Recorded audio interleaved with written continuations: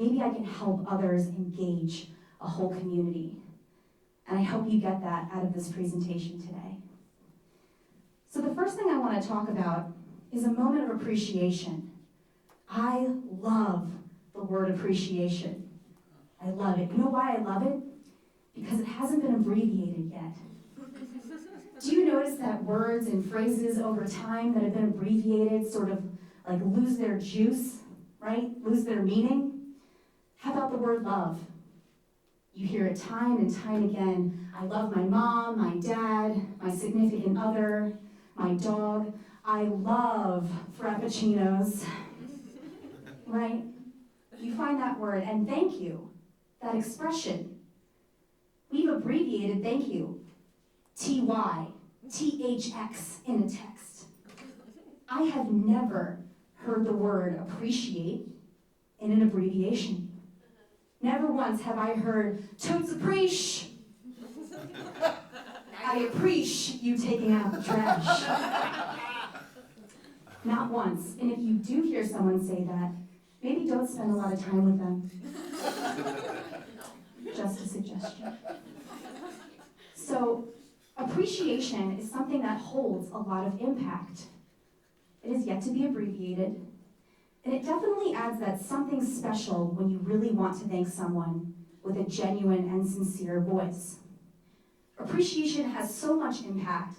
Global Newswire, one of the world's largest news distribution companies, says that a third of the American population will turn over to a new profession in a median of 5 years because those people don't feel appreciated. They don't feel like they're making an impact. So I'm going to do a little activity with you, a little opener, if you will. It's something I like to do in my classroom, in life, if I'm meeting a stranger, which I love. I want you to turn to the person next to you. This is going to be a 30-second activity. It could be an activity that you participate with a stranger or a friend. But for 15 seconds, I want you to look that person in the eye. You may get some of the giggles, I know. And I want you to tell that person everything that you appreciate them within 15 seconds. You both have a turn. And it can be anything. I appreciate your effort in your educational pursuits. I appreciate the fact that you're such a good friend. I appreciate the fact that your body odor isn't overwhelming.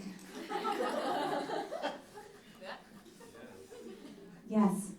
So we're going to start this activity right now. 30 seconds, 15 seconds each. Ready, set, go.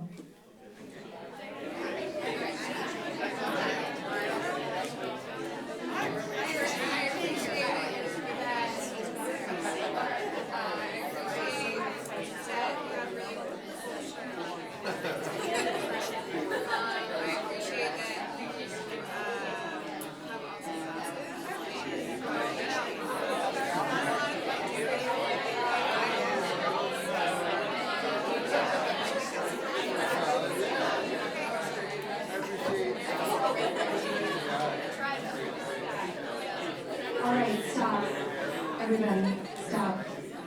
I know, it's like a natural high. You just want to keep going, right? Would anyone like to share? Anyone in this activity, would anyone like to share what was said, what you heard? No? Okay. Oh, one person. Well, I went to undergrad. I've been since undergrad with Danielle, and I just told her how I thought she was very creative, and I always kind of looked up to her. She had very amazing lesson plans, and just thought that was amazing. So. Yeah, thank you for sharing that. Of course. Yeah, thank you. Applause for you. Sharing sometimes is scary. So a few things, without even knowing it, you've planted a seed of appreciation in someone else. And if you think about that in your professional life, in your education, that could actually make the difference over time, if you really think about it, versus someone leaving or staying.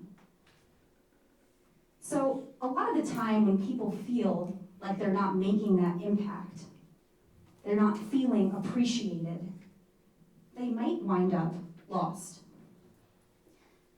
I want you to think about a time in your life where you have felt lost.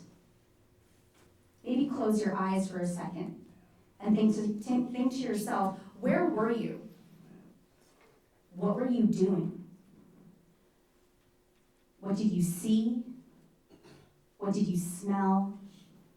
What did you hear? What did you say? How did you get to that point of being lost? Now, for a lot of us, I'm sure we're thinking maybe of a sad memory, right? Maybe a time that we might want to forget.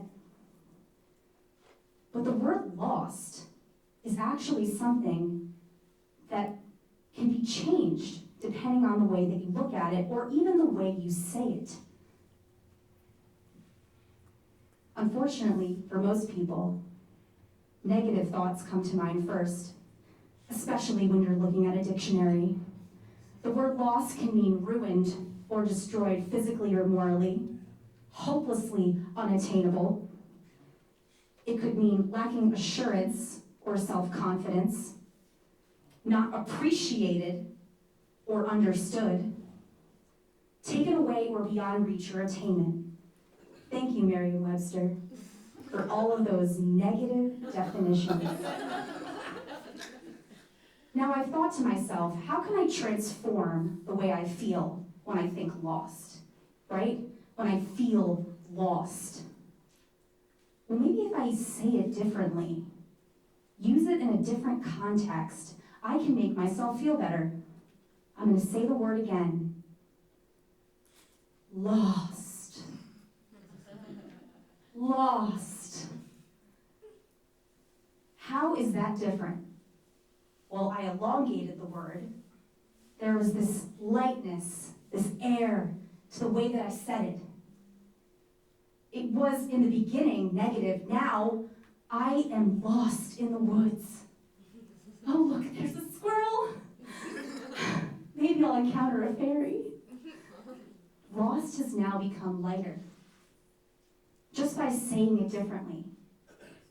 And it actually makes me think that the feeling of being lost can change over time. It's just depending on how you look at it. So I invented the Get Lost Outlook. Yes, transforming the way that you define lost through an acronym